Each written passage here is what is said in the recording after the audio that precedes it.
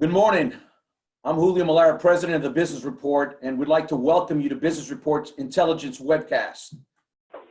As all of you know, we're here today to unpack the federal coronavirus aid package and what it means for your business. And it's so fluid. There are a lot of changes happening just in the last 24 hours that we're honored that you would join us, and we hope this is going to be a real informative session for all of you. But before we get started, I want to thank Cornerstone Government Affairs for sponsoring today's webcast. And I'd like to introduce Senior Consultant Paul Rainwater, who's the former Chief of Staff and Commissioner of Administration to Governor Jindal. He's a retired colonel from the Louisiana Army National Guard, and he also headed up the Louisiana Recovery Authority during Katrina and Rita. He's been considered one of the nation's experts of crisis and disaster management. Well, it looks like he may be having a little difficulty patching in. So let's get started with the program. It's my pleasure to introduce Business Report's Executive Editor, J.R. Ball, who's going to moderate our program this morning. J.R., she's all yours. Thank you, Julio, and good morning to everybody. Let me begin by thanking and also welcoming Congressman Garret Graves, who is joining us today, as well as LABI President Stephen Waguespack. Appreciate both of y'all making time to join us today. The format is I'm going to ask Congressman Graves and Mr. Waguespack to provide some quick overview remarks on some of the key aspects of the CARES Act, and then we'll open it up for questions. If you have questions, we ask that you use the feature on the bottom bar of the Zoom. You'll see the Q&A button there. You can type in a question, and we'll try to get to as many of the relevant questions as possible in the time frame allotted. I know based on some of the questions we've gotten in advance, there's some really technical questions some of you all are asking. I don't know that we'll be able to get into all of those, but we'll do our best. And so we're going to focus on the aspects of the CARES Act that are capturing the most attention, but you can ask a question on any aspect of the CARES Act if you want. So with that said, let's begin. Congressman Graves, again, thank you for joining us. If you would, can you give us a brief overview of the Paycheck Protection Program, which seems to be getting the bulk of the attention right now? And also, how does that differ from the Economic Injury Disaster Loan Program, which most people refer to as the EIDL? Sure. So the new Payroll Protection Program loan is a new product. This didn't exist before. It has a few features that are interesting, and that number one, it limits the amount of borrowing authority to basically 2.5 times your average monthly payroll. Payroll is calculated to include benefits. Its best feature is that it actually has a forgiveness feature. And what I mean by that is that as long as you spend 75% of your loan on payroll cost, and the remainder can go toward mortgage interest, rental payments, and utility payments, that loan can convert into a grant. It can be forgiven. There is a 0.5% interest rate, and it matures in 2 years. So pretty amazing terms designed to throw a lifeline. The EIDL grant is something that largely has been around. It has a $10 million cap.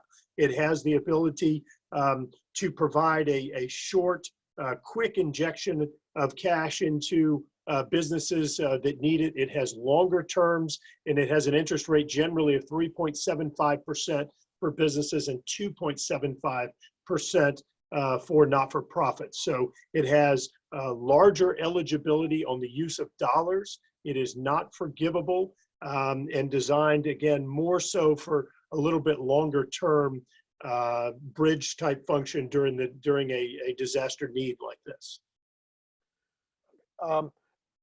I know there were some changes announced yesterday by the Treasury Department. Can you sort of touch on those? Well, and I think we actually may get some more changes released today.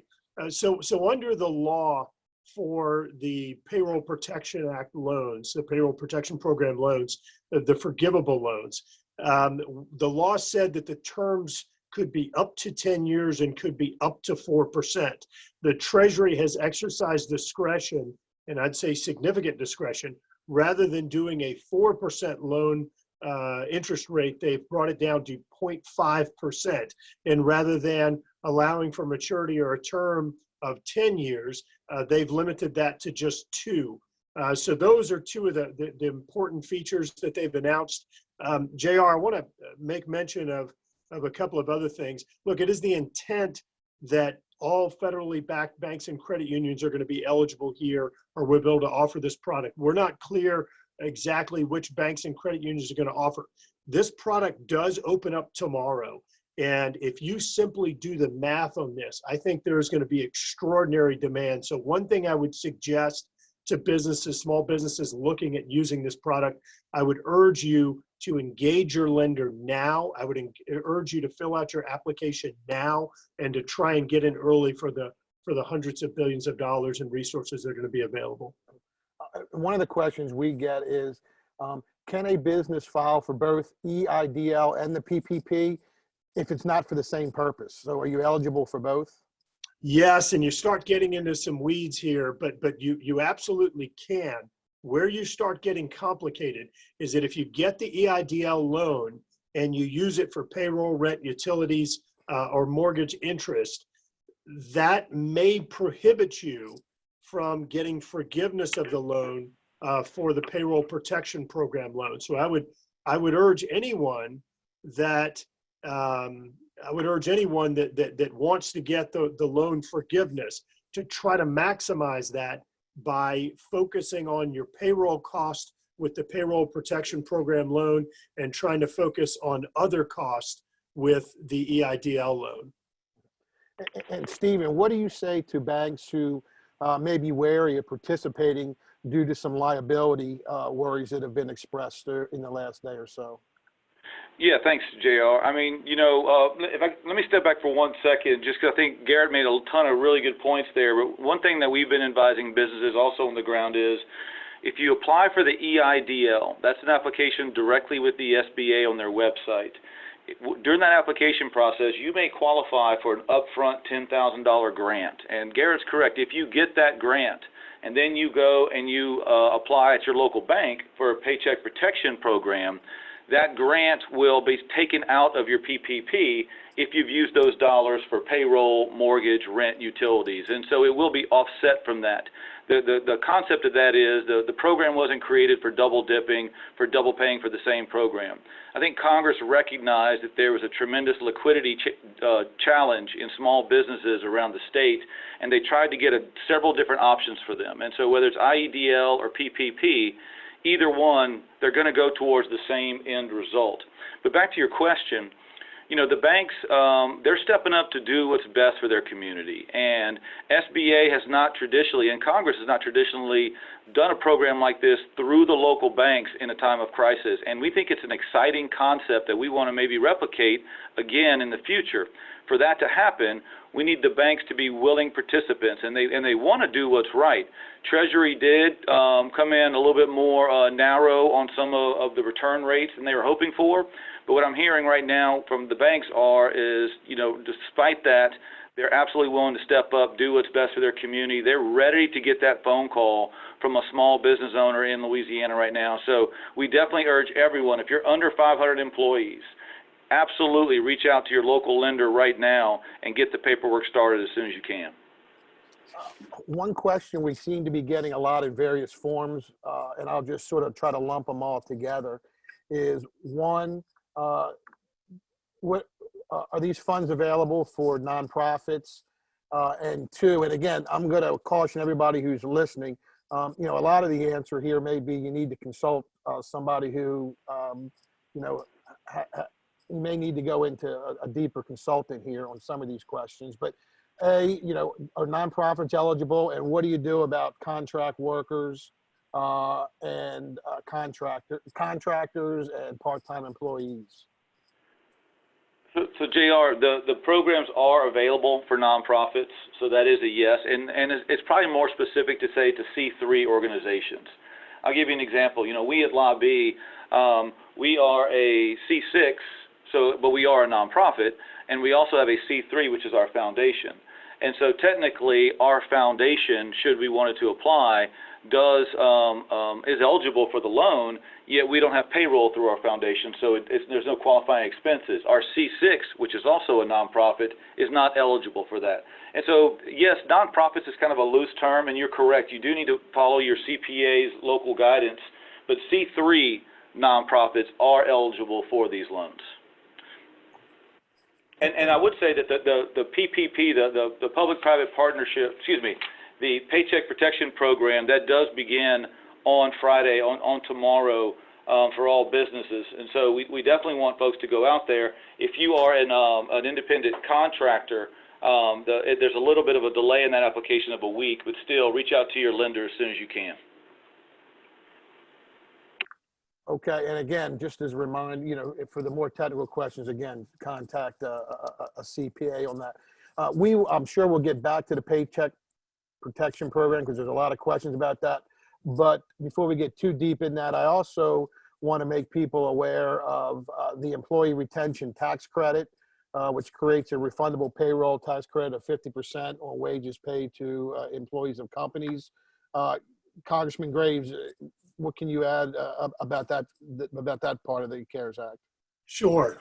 So there are all sorts of incentives in the law designed to help employers to keep employees on the payroll. And I'll give one example. In the second coronavirus bill we did, it provided a rebate on your payroll taxes, whereby if you had someone who was on family medical leave or sick leave because of a public health order, a child out of school, a sick individual, or you're sick or quarantined, the employer could actually get a rebate on their payroll taxes in order to fund that employee's salary. Secondly, in this third bill, what we did is we provided a $5,000 payroll tax credit, which would represent, basically, if you paid a maximum of $5,000, if you paid $10,000 in payroll, including healthcare costs, to retain an employee during your suspended or depressed business time, then you could get a $5,000 credit towards your $10,000 wages on that employee. There are a few conditions, including you have to have a quarter that is 50% of your 2019 quarter, and this credit would go away once your 2020 year hit 80% of your 2019 income.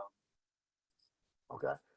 And the other program, sort of to touch on, would be the mid-sized business loan program. I know the details have not been announced yet by the Federal Reserve, but that does seem to be a program that will create direct loans for business and nonprofit organizations that are a little bit larger, between the 500 and 10,000 employees. Yeah, JR, and actually, if I can just mention while I'm thinking about one other thing on the payroll taxes, there's also a provision in this law that allows businesses to defer their payroll taxes, their 2020 payroll taxes, until 2021 or 2022. And so there are all sorts of payroll tax incentives and rebates and deferrals in there, 3 different programs between the 2 bills.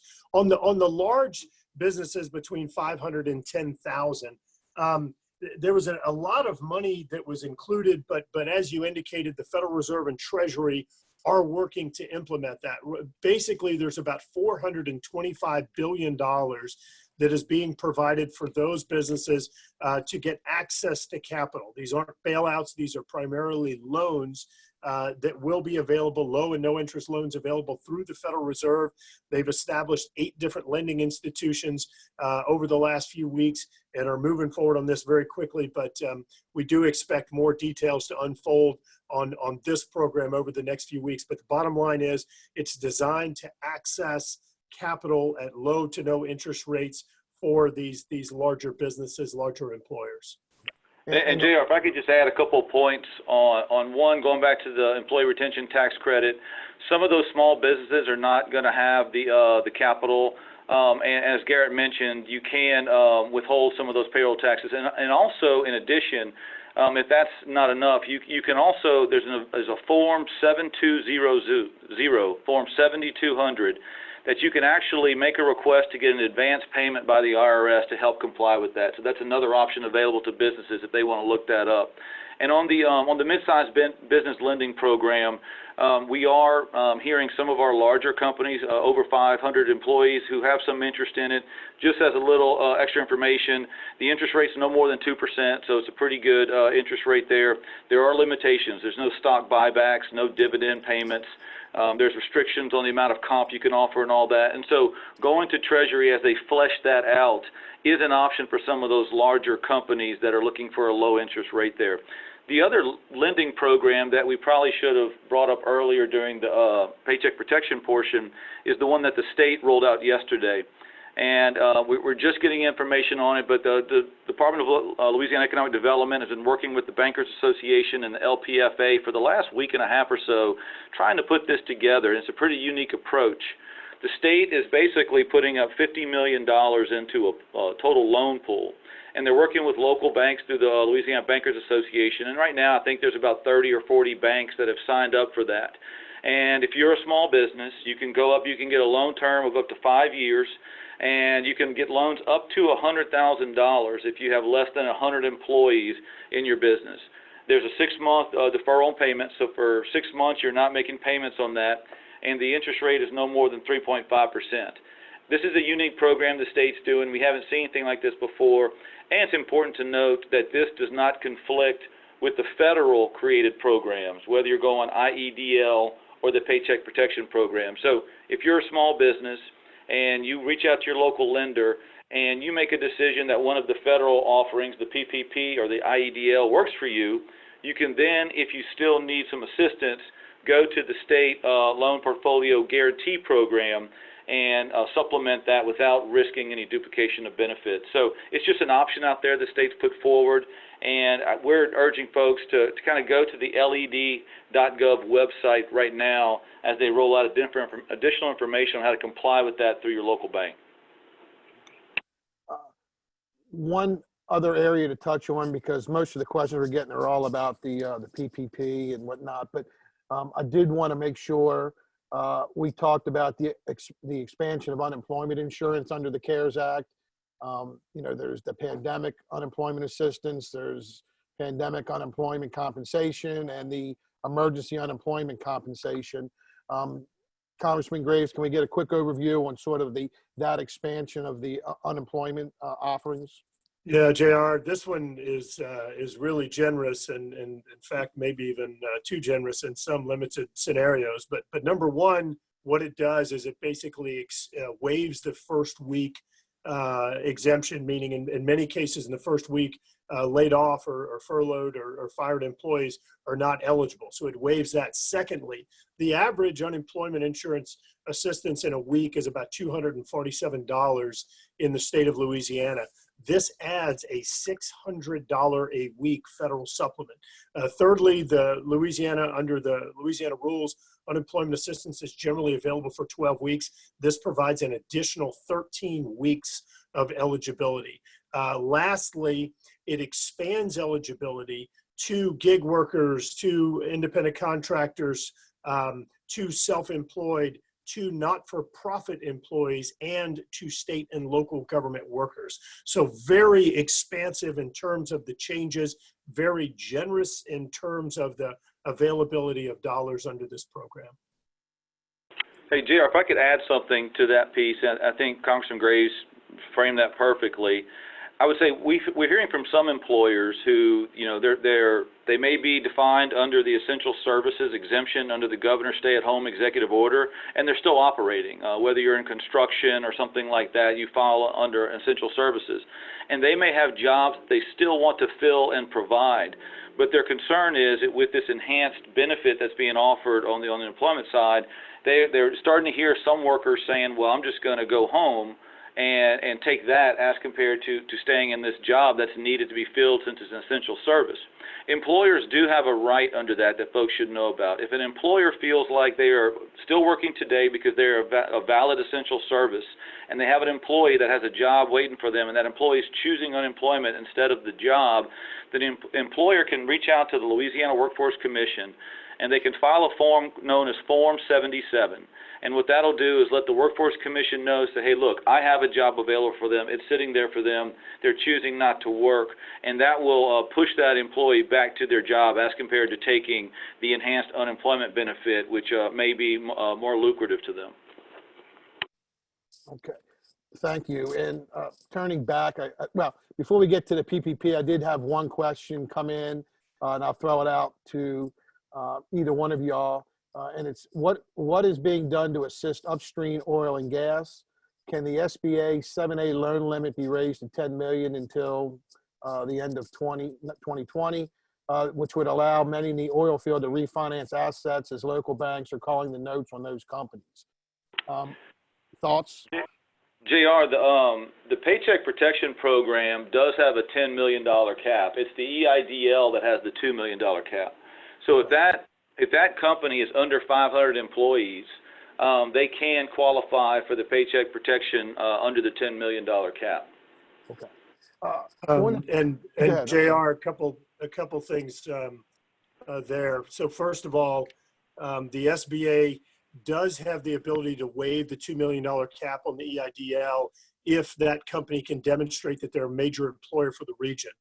Secondly, one of the things that the energy industry is experiencing that really is just extraordinary is the fact that not only are we seeing the first decrease in energy demand in decades, but we are also seeing an exacerbated or compounded situation with the economic warfare being carried out by Saudi Arabia, by Russia, and other OPEC nations where they're dumping or flooding the market. So you have both a supply and a demand issue.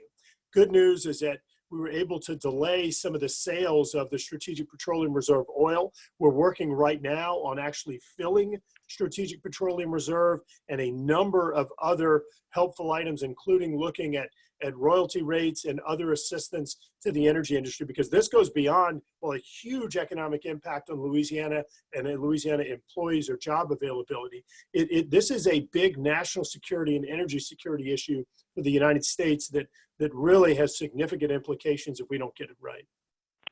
JR, the crisis going on in the oil and gas industry right now is not directly related to COVID-19, but it is just as critically impacting Louisiana as anything else.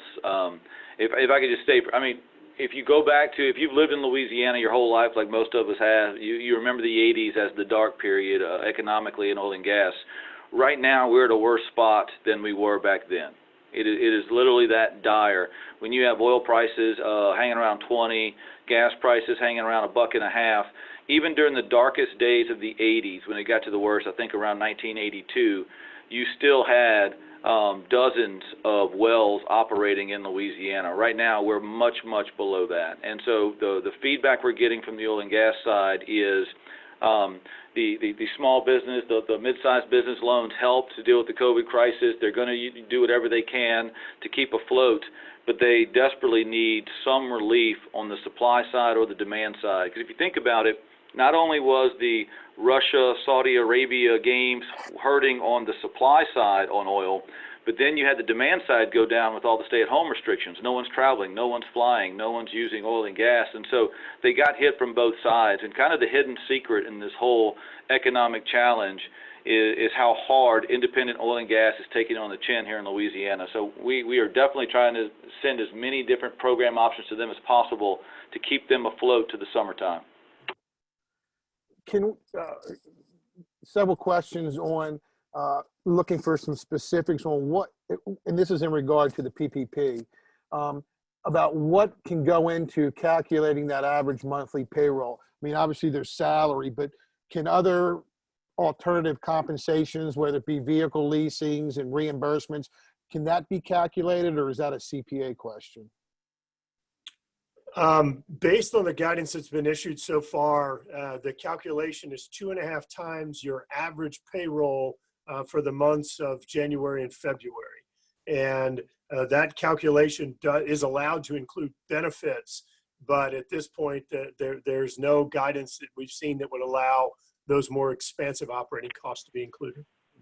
You know, JR, there's there's a document that the U.S. Chambers put out, and it's a little one-pager, if you will, and we've sent it out to our membership, and folks can sign up for that by texting LABI to 66866 if they want that information.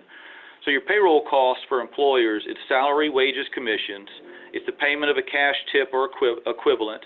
It's a payment for vacation, health, things like that. So there's a long list there, but the excluded payroll costs from that are something to keep in mind. One, any compensation to an individual employee in excess of $100,000. So if you have employees that make over $100,000 from mid-February to late June, the cost above that $100,000 is excluded from your payroll cost.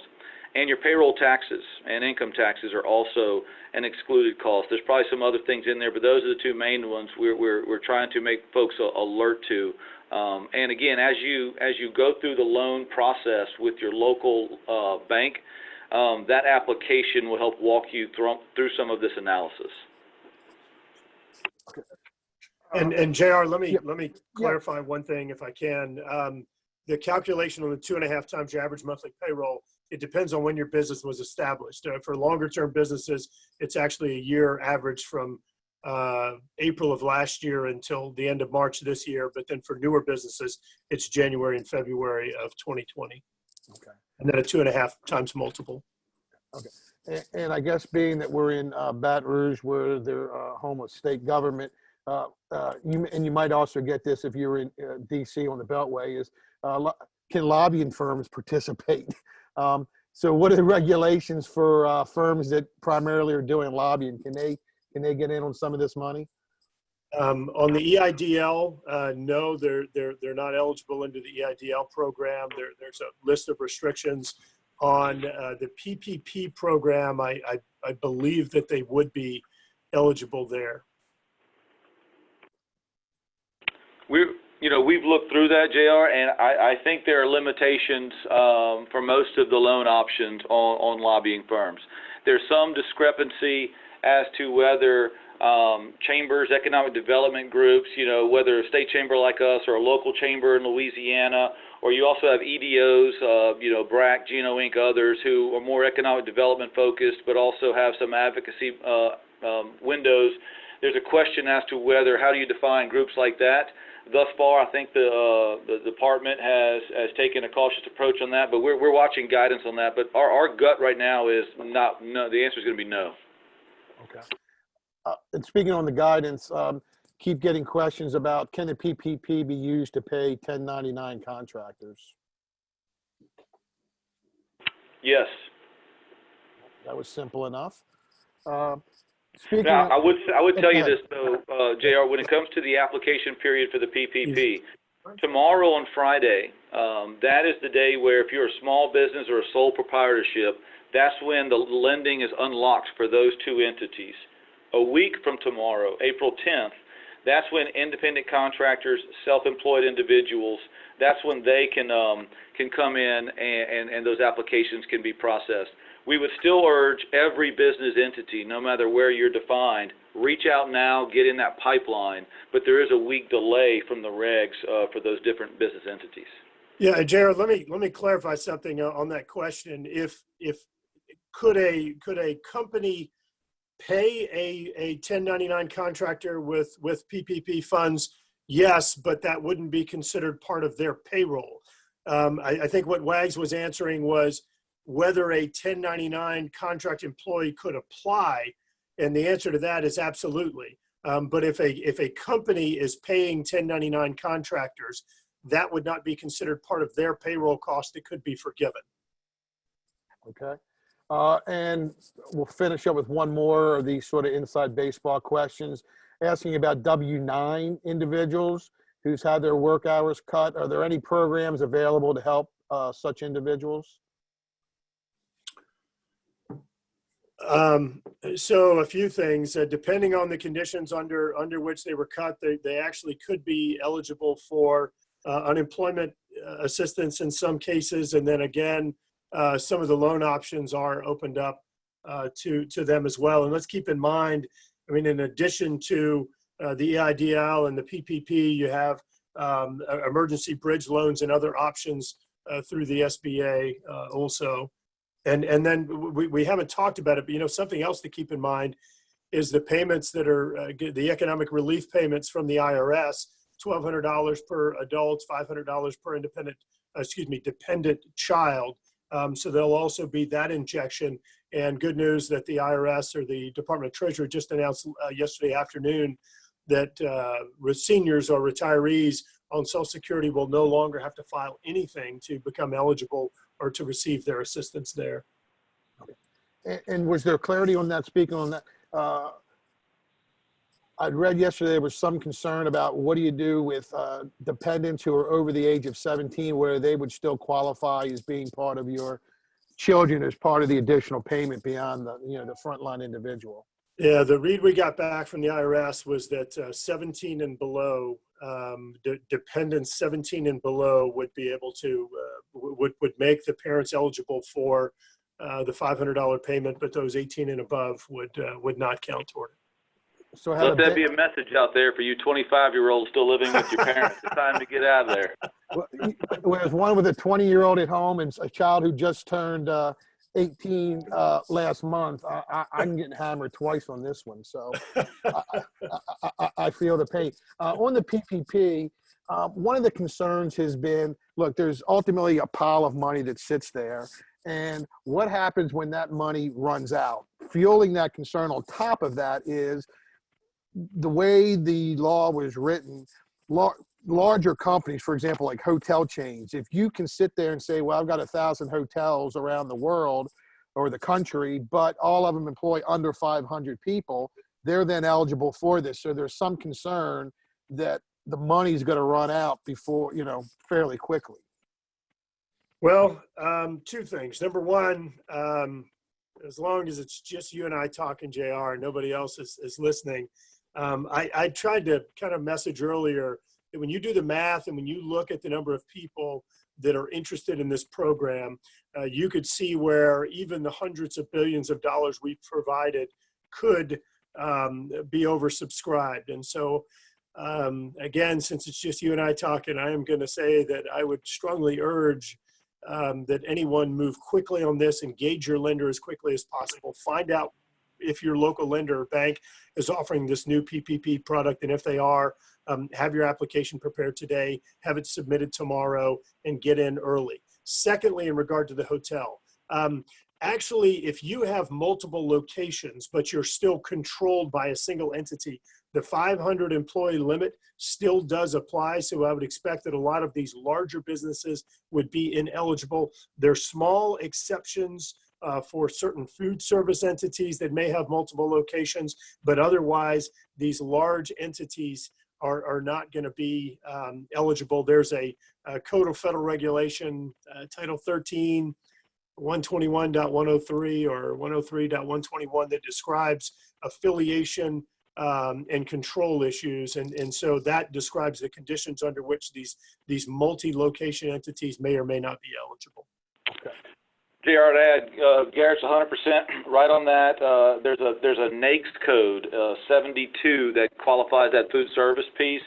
But also, and this is where Garrett may want to put his fingers in his ears on this one, Treasury Secretary Mnuchin yesterday said that if there is a run out of funds, he would definitely go ask Congress for additional resources. So, whether that is it tenable or not, who knows? But I think the administration is aware that demand may outstrip supply and try to find a remedy for that. This question comes from a banker here in town, and so I'll leave his name out of it because I don't know if he wants it announced or not. But his question is, the banking industry and the SBA are not prepared to roll this out. Any update on automated front end for 7(a) process?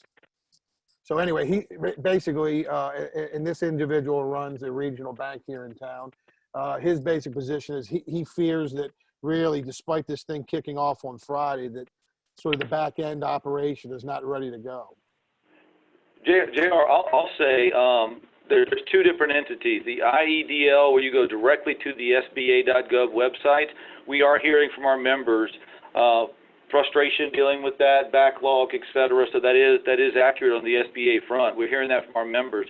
On the banker side, look, this is a new program that they're kicking off for the first time tomorrow. I would expect there to be some growing pains on that. The banks are really stepping up, trying to fill a gap here to be a conduit from the federal resources down to the small business level. We have to be patient with them. We have to, apply, give them all the information they can, and work with them. But there will be a little bit of a learning curve there. Having said that, I think every day the banks, as they follow through, they get more regulation from the Fed, they go through this process. I think in short order, they'll develop a rhythm to this. And so I think some of this is apprehension on the front end. And after we get through the next couple of days, I'm hoping that it becomes a little bit second nature once they run through the process a little bit. And just to add to that, look, we've got to keep in mind that this entire coronavirus public health emergency largely wasn't on the radar 3 or 4 months ago. This is a scenario where you are seeing government act at breakneck speed. If you would have told me even a week ago that the Treasury would have actually had this program ready to roll 1 week after the law was enacted, and it's not like this text was sitting out there for months or years. I mean, this really is record time. There's no doubt that there's some imperfections, but this is a disaster that we're going through right now, and it is going to take some ingenuity and adaptation as we move through. I don't think you can discount the extraordinary efforts of the Federal Reserve and the Treasury and the Small Business Administration in this case to get this available. One of the innovative features that distinguishes this new loan program from the EIDL is that this is being handled through the local banks as a way to sort of expand capacity and expedite this process. And so certainly the banker's right that there are some imperfections, but we also have to recognize that we're going through a global public health emergency right now and trying to respond with a pretty extraordinary urgency. Can an individual use the PPP for the payroll and still be eligible for disaster loans if the disaster proceeds are used for something like mortgage, rent, utilities, insurance, et cetera? Yes. Yeah, JR, you can do that. The only thing is you cannot use 2 loans for the same purpose. So if you take out both loans, both for the intent of payroll, they will catch that. You will have to pay that back. But if you use one for your payroll and another for other expenses, it may or may not be converted into a grant, but it is allowed as long as it's not for the same purpose. And just to reiterate, under the rules that Treasury released 2 days ago, in order to be eligible for forgiveness for your PPP loan, at least 75% of the loan must be spent on payroll. Okay. Another question, what about hospitals? I have a client that has 10 hospitals, which have owners that are affiliated with each in rural areas, and they need help. Is there any exceptions to the affiliate rules for hospitals? So the bill includes a $100 billion fund to provide assistance to hospitals in this exact scenario. In addition to that, we waive the 2% reduction in some Medicare and other reimbursements that was supposed to go online this year. In addition to that, there's a 20% supplement that is added to reimbursements for coverage of coronavirus disease patients. So there are a number of things that are included in here to help out the healthcare community. Let's keep in mind that's on top of the $1.8 billion that the state is receiving in coming weeks to help prepare our healthcare facilities and trying to help lessen some of the financial strain on them. So we'd be happy to work with any hospital that is having some unique financial strain. But again, $100 billion put in there for hospitals directly in addition to the other enhancements. Okay. The question is, if a company has hourly workers and can they apply for the PPP, but what happens if they end up furloughing those employees? Basically, the question is, if the payroll drops, they interpret it to mean they're going to be penalized. So JR, they would, but they would have until, I think it's June 30th to rectify that situation. And so I think the program intends to allow for some economic reality as people deal with this crisis. But by June 30th, if they rectify that, i.e. put them back on the payroll, they could come back into compliance.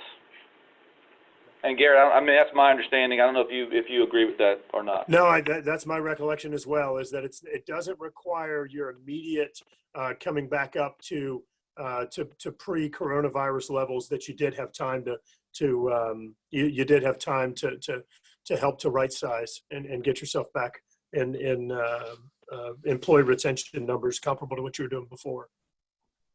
Another question.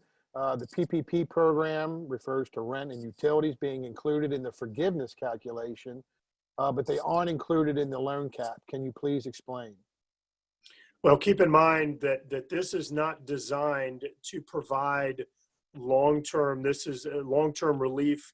This is designed to really be a lifeline or a shot in the arm as we make it through the most challenging parts of this. And so it is a 2.5 times multiple of, like I said, the April to March timeframe, or for new businesses, the January to January and February average payroll.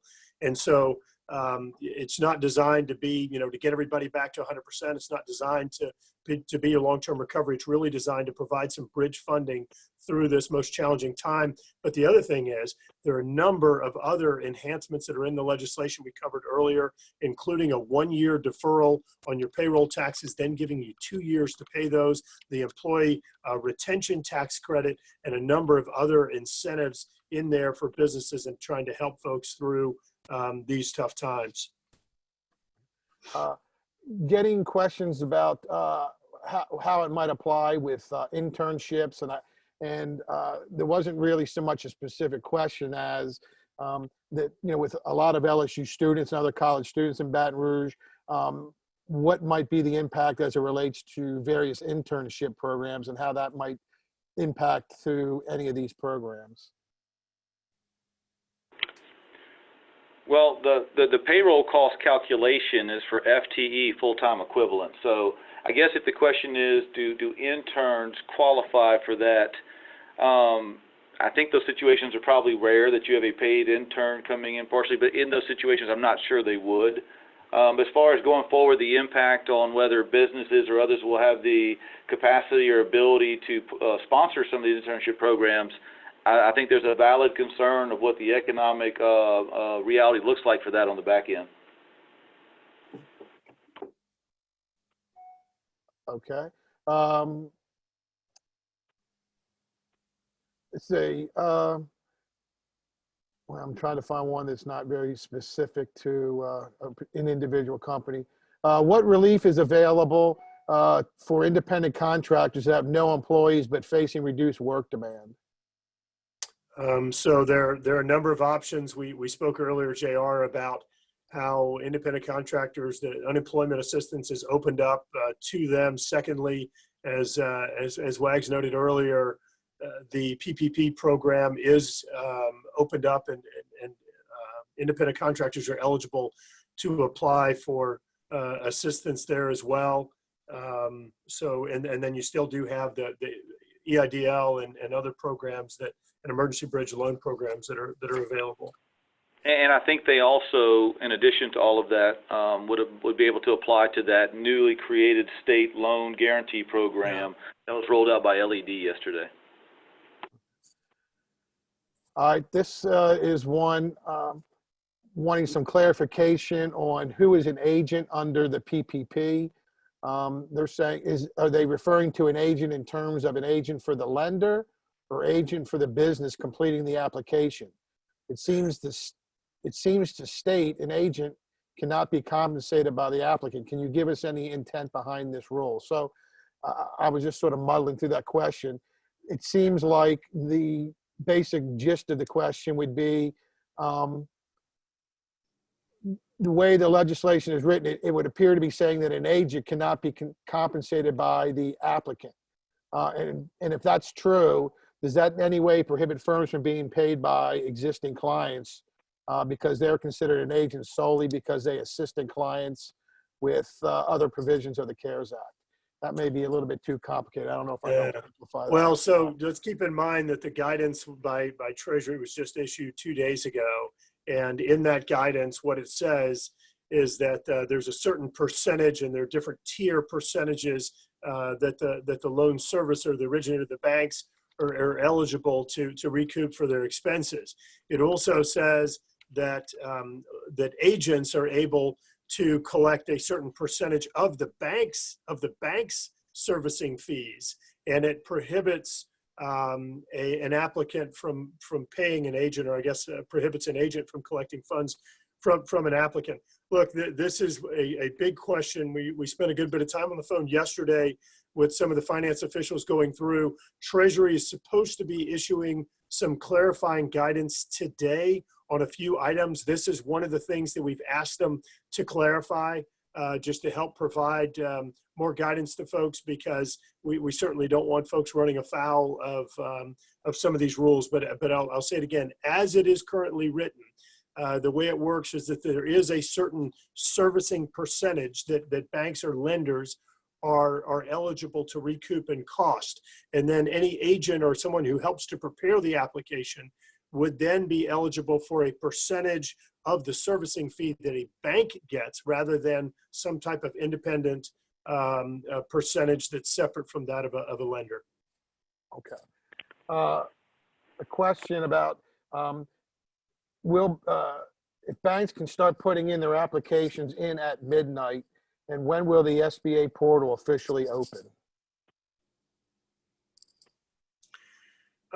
They told us that they will open it up, as we said, for small businesses tomorrow. I have not seen a specific time on when that's going to happen. I'm just going to re-urge, and perhaps that'll come out in their guidance today, but I'm just going to re-urge that folks try and prepare their applications today and be ready to go as quickly as possible. The applications are available. That we've got them on our website, garretgraves.house.gov. I think that Wags said that LABI has sent them out as well. And of course, your local lender will have access to those documents as well. Numerous questions, and I'll just sum up in it. Basically, they want to know, how quick does the money start getting dispersed? Because of some of the availability of funds that the Federal Reserve is making available to lenders, it is intended that this money is available within days, not within weeks or months, as we've seen through other SBA programs. There is not a specific amount of time that I've seen that they've released, but I'll just say it again. It is certainly intended that these funds are available within days rather than weeks or months. And JR, I would just add to that regardless of when the dollars are received, let's say it's Monday or a week from Monday or whenever the dollars are in hand, that's when the 8-week clock begins for the business to make sure that they're using those dollars to pay for payroll, mortgage, rent, utilities, if they want to convert that into a grant. And so your 8-week clock begins when you have the cash in your hand, not from the application date. Okay. Quick technical question from, what is the correct SBA form to use for PPP? The SBA has online that it's number 2483, but there's also a number 2484 with the same revision date. Anybody know? I know it's up on our website. I'll see if I can find it real quick and get the document number, but we do have it up on our website. I don't know, Wags, if you have that handy. I'm looking for it myself because I have it up too, I think. But I mean, the short answer is trust your local bank. And if that's a local bank asking, then they need to call the SBA. Okay, so here we go. I've got it. Well, so here, how about that? There it is, right there. If you can see that, what it says OMB control number 3245, SBA form 2483. Well, there you have it. And someone from the medical profession asked, could the time frame for calculating the average payroll cost for established businesses be the 2019 calendar year?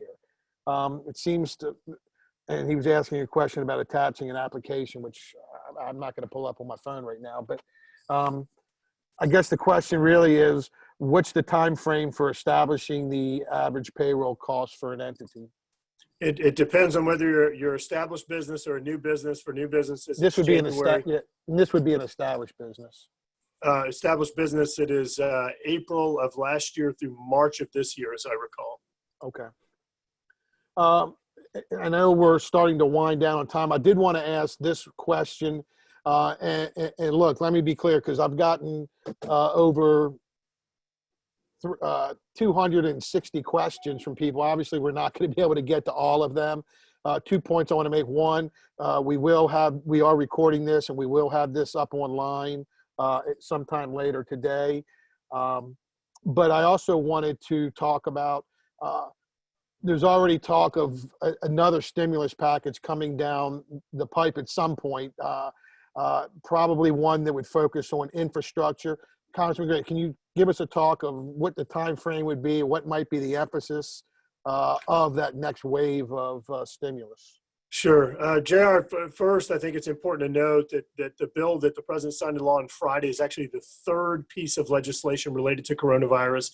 When you add up those three bills in addition to some of the actions by the Treasury and Federal Reserve, you can get to numbers around perhaps $5 or even $6 trillion in activities that are underway right now. And so one, let's wait and see how this injection of investment actually incentivizes or helps to stabilize our economy. Number two, you have heard every single day, whether it's through the governor's briefings, the president's briefings, or others, the uncertainty as we move forward. Is this going to peak out on April 3rd, or is it going to be May 15th? And we know what some of the projections are, but let's actually see where we hit peak, where we start seeing that curve truly flattening, because otherwise, all we're going to be doing is knee-jerk reactions and trying to predict what's going to happen rather than actually getting a better idea of what is needed for long-term recovery. So we are having meetings. I had 2 conference calls yesterday on this very topic with some of the congressional leaders, talking through what some of the components or constituents need to be, starting to lay the groundwork. And infrastructure certainly has been a big topic of discussion. But we need to be careful about just continuing to inject unbelievable amounts of cash into the economy and into different investments without seeing exactly what is truly needed. What do we need to do for the energy industry for the long term? What other types of long-term stabilization efforts do we need to undertake? And just as you recalled, as you mentioned earlier, what additional funds may we need under the PPP program to inject into that one to ensure that program continues moving forward? So I would just caution against doing anything too quickly, which may end up being irresponsible and not truly responsive or proactive for our long-term recovery. JR, I'd like to add to that. You know, obviously, if they end up doing a fourth bill, we would, work very closely with the delegation to figure out what's best for Louisiana's needs. In the last bill, the delegation was united, worked very well together, bipartisan basis. It was great working with them, and I thought they delivered a great product. So if that comes again, we'll definitely step up and work with them on ideas. But I think it's important to note that we in Louisiana, we can't just put all of the pressure at the footsteps of the feds to fix everything. I think at some point we're going to get back in legislative session here in Louisiana. And the legislature needs to be put on point that when they come back, they should have a day one mission to pass legislation quickly, whether that's in a month or 2 months or 3 months from now, to jumpstart this economy, taking a look at our own tax code, our own policy proposals, and like tort reform and centralized sales tax collection, things like that. We have to do our own part at the state to jumpstart this economy. Throwing federal money at it is not going to be the only solution to this. And then the other piece we're encouraging our people also is, it's also a duty on us as Louisiana residents. I mean, right now, everyone needs to be doing everything they can to supporting local small businesses. Little takeout opportunities, buying gift cards, little things like that provide a liquidity bridge to these companies to get on the backside of that. And it is going to take a little bit of everything to get through this. And it can't just be waiting for the feds to continue to be Santa Claus on everything, in our opinion. One last question, and we're going to have to wrap it up. Do single-member LLCs without a payroll, only weekly withdrawals, do they qualify for the EIDL? Anyone know, or is that a CPA question? That's probably a CPA question. Yeah, I'm going to have to go back. If they give our office a call, though, we'll track that down for them today. Okay.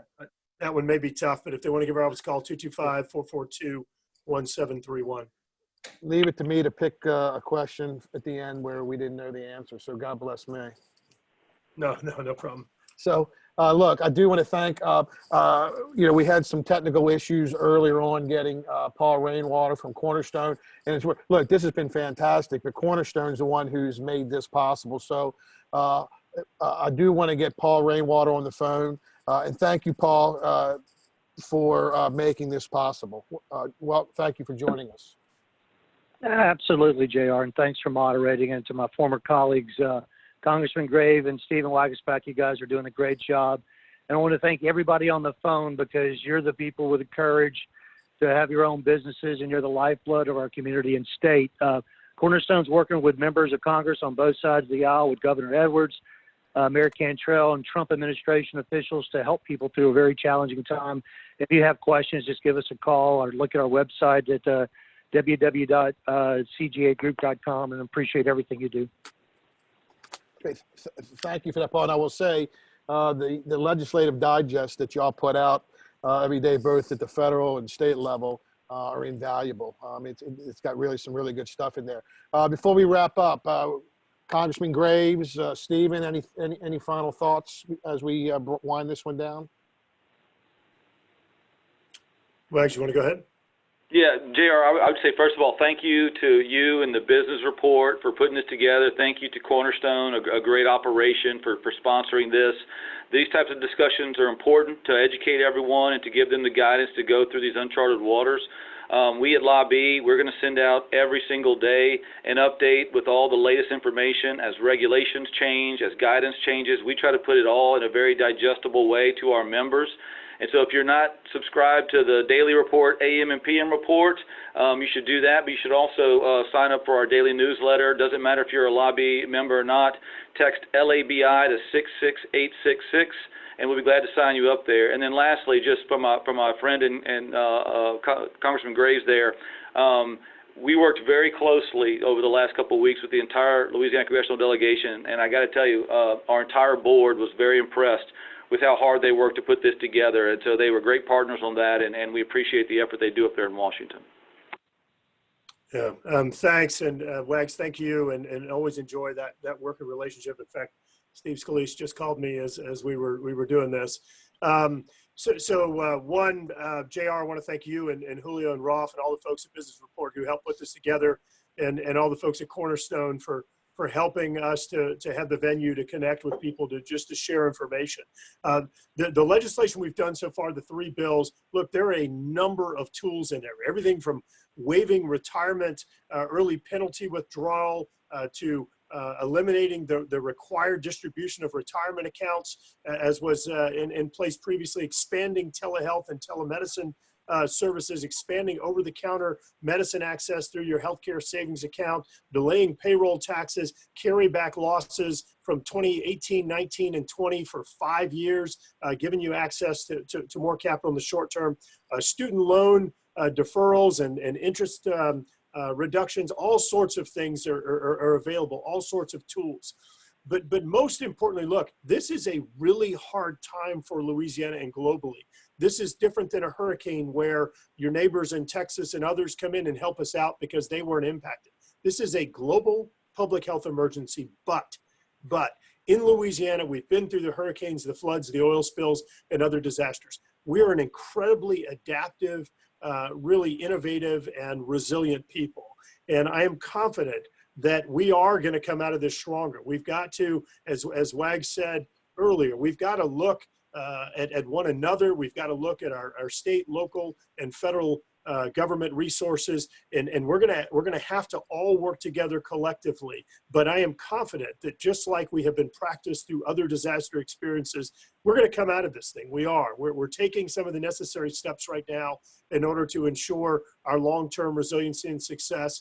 I know there's some challenges in the short term and some restrictions on us in terms of stay-home orders and things along those lines, but we've just got to continue adapting to it, just like Business Report and Cornerstone have done through this very forum that we're doing.